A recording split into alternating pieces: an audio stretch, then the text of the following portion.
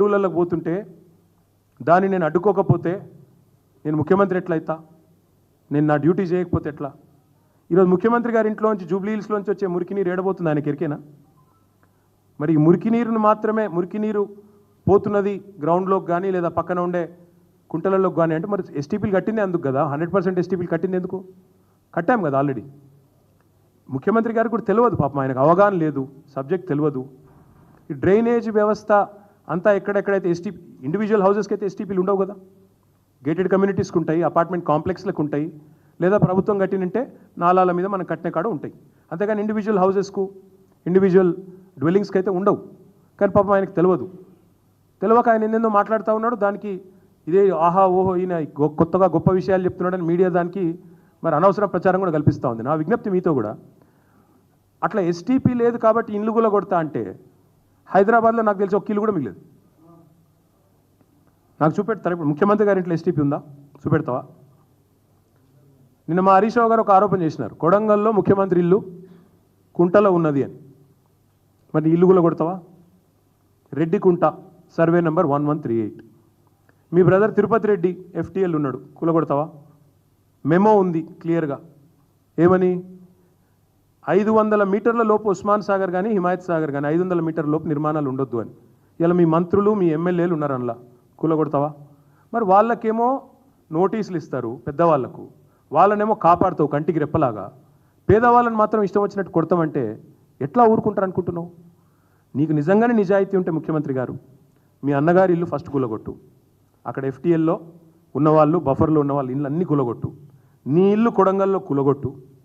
అదేవిధంగా తర్వాత మీ ఎమ్మెల్యేలు మీ మంత్రులు ఎవరైతున్నారో పెద్ద పెద్ద నాయకులు 500 మీటర్ల లోపు ఈ జంట జలాశయాలకు నిర్మాణాలు ఉండవద్దని రూల్ ఏదైతే ఉందో మీరు ఇచ్చింది, అది మేమీ లేదు కూడా. 2010లో అనుకుంటా కాంగ్రెస్ గవర్నమెంట్ ఇచ్చిన మెమో ఉంది, మీకు షేర్ చేస్తాను చూసుకోండి. 2010లో ఇచ్చారు.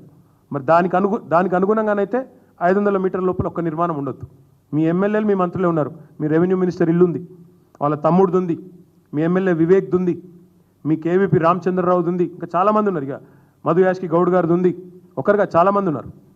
వాళ్ళందరికీ ఫస్ట్ కూలగొట్టు. పేదవాళ్ళ ఇండ్ల మీదకి వచ్చే ముందు వాళ్ళందరికీ కూలగొట్టి నీ చిత్తశుద్ధి రుజువు చేసుకొని అటెన్క నువ్వు పేదవాళ్ళ ఇండ్ల మీదకి రా. ఇంకొక మాట కూడా నేను చివరిగా అడిగేది, మేమేమో నిర్మాణం పనిచేసినాం, we did politics of construction, నువ్వేమో పాలిటిక్స్ ఆఫ్ డిస్ట్రక్షన్ చేస్తా ఉన్నావు. Politics of destruction and distraction, విధ్వంసం, మేమేమో వికాసం, ఈయననేమో విధ్వంసం. మేమేమో పని చేసుకుంటూ పోయినాం, అందరూ మా వాళ్ళే. ఈయన మాత్రం ఏంటి, అసలు గ్యారంటీలు అమలు ఎక్కడ అడుగుతారేమో అని చెప్పి ప్రజల దృష్టి మలచడానికి ఇవాళ డిస్ట్రాక్షన్ టాక్టిక్స్ అన్నీ చేస్తూ ఉన్నారు. చాలా ఉన్నాయి చెప్పాలంటే, కానీ నేను చివరికి ముఖ్యమంత్రి గారిని ఒక మాట అడుగుతా ఉన్నా. నేను అసెంబ్లీలో అడిగితే కూడా సమాధానం రాలేదు, మళ్ళీ ఒకసారి అడుగుతా ఉన్నా. అసలు ఇప్పటివరకు మూసీ DPRఏ లేదండి. ఇప్పటి వరకు మూసీ DPRఏ తయారు కాలే. డీటెయిల్డ్ ప్రాజెక్ట్ రిపోర్టే దిక్కులేదు. అధికారికి ఒక్కరికి ఏం తెలియదు. నేను అడిగిన అసెంబ్లీలో ఉప ముఖ్యమంత్రి గారు ఏదో డైలాగ్ కొట్టిండు, బట్టి విక్రమార్క గారు, మేము కేంద్ర ప్రభుత్వాన్ని అడిగినాం మూసీ బ్యూటిఫికేషన్ కోసం, సహకరించలేదు, రూపాయి ఇవ్వలేదు అన్నాడు అని చెప్పి ఏదో ఇట్లనే తీసి ఇచ్చినామన్నాడు. అదేంటిది నాకు పంపి నేను చూస్తా DPR అన్న.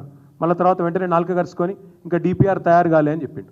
నేను అడుగుతున్నా ముఖ్యమంత్రిని, DPR తయారు కాలే ఎందుకు కూలగొడుతున్నావు? ఇప్పుడు ఎందుకు మార్కింగ్లు ఇస్తున్నావు? రెడ్ లైన్లు ఎందుకు పెడుతున్నావు?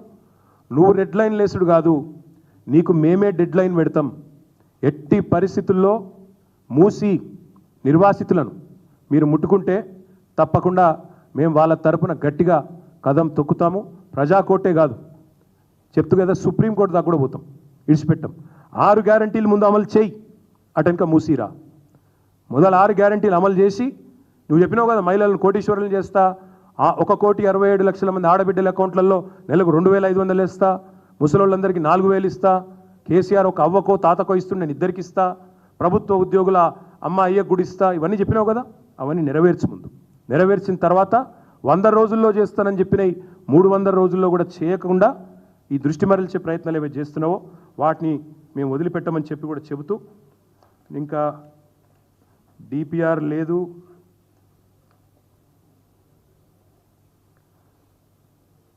ఇక హైడ్రా పేరిట ఆల్రెడీ కొంత రిలీఫ్ అయితే ఈరోజు హైకోర్టు ద్వారా వచ్చిందని నేను భావిస్తూ ఉన్నాను. హైడ్రా కూడా కమిషనర్ గారు కూడా గుర్తుపెట్టుకోవాలా, మీరు ప్రభుత్వ అధికారి, మీరు మాట్లాడే మాటలు నేను కూడా విన్నాను నిన్న. ఆయన చెప్తున్నాడు హైడ్రాను అడ్డుకుంటే హైదరాబాదే మునిగిపోతుందని మాట్లాడుతుండు. హైడ్రాను అడ్డుకుంటున్నట్టు హైదరాబాద్ మునిగిపోతుందట భవిష్యత్తులో. ఇక వీళ్ళు లేనప్పుడు హైదరాబాద్ లేనే లేదు, వీళ్ళు వచ్చినాకనే ఇప్పుడు హైదరాబాద్ అంతా చక్కదిద్దుతున్నాం, మొత్తం నాశనం అయిపోయిందన్నట్టుగా బిల్డప్ ఇస్తున్నారు. అయ్యా మీరు విధ్వంసం చేయకపోతే చాలు, ఉన్న హైదరాబాద్ యాజ్ ఇట్ ఈజ్ ఉంచితే చాలు. ఉన్న కంపెనీలు ఉంచండి, రియల్ ఎస్టేట్ రంగాన్ని దెబ్బతీయకండి. హైడ్రా దెబ్బకి ఇప్పటికే రిజిస్ట్రేషన్ ఆదాయం తగ్గింది. మీ ఫైనాన్స్ సెక్రటరీని అడిగని చెప్తాడు. 1150 కోట్లు ఉన్నది 750 కోట్లకు పడిపోయింది. తెలుసుకోండి. భయపడతా ఉన్నారు కొనుగోలుదారులు, పెట్టుబడిదారులు భయపడుతున్నారు. అక్రమ నిర్మాణాలు అడ్డుకోండి. ఎక్కడ అడ్డుకోండి?